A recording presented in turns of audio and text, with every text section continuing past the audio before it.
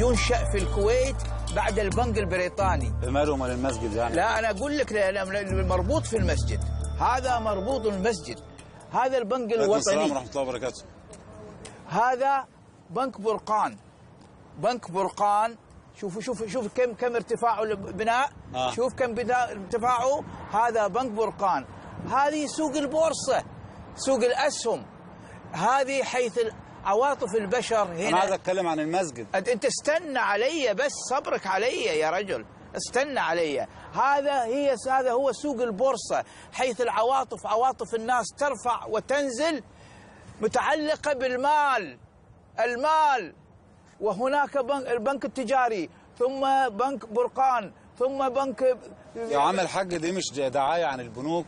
أنا فاهم الناس. وأنا مش عايز دعاية إسلامي، أنا عايز أتكلم عن المسجد. أنا فاهم أنت عايز تتكلم عن المسجد، ولكن أهم شيء الناس في إيش مهتمة؟ الناس 99.19% مهتمة بالمال، والمال فين؟ في البنوك. المال ليس في المسجد. البنوك. اهدى تعال نكسر البنوك. ايوه تعال نكسرها. ايوه عندك البنوك. لا ما تقدر تكسر البنوك، يكسروا روسنا. كسر المسجد معلش. هكذا مع الاسف صار هكذا. قيمه المسجد قد دنت تحت، وقيمه البنك هي المرتفعه.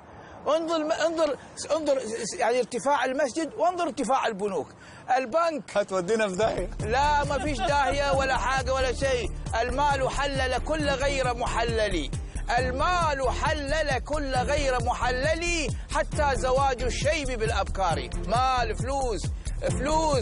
If you have money then you are funny. If you don't have money then you are nothing.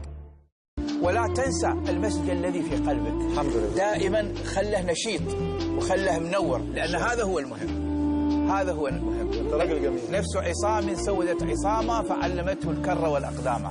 نفسيتك. جزاك وأنت أجمل، جزاك الله خير، وشاكر لكم جدا جدا. أنت جميل. جزاك الله خير. Спасибо. Спасибо. Я очень сегодня очень хорошо, потому что вы придете здесь. الحمد لله رب العالمين.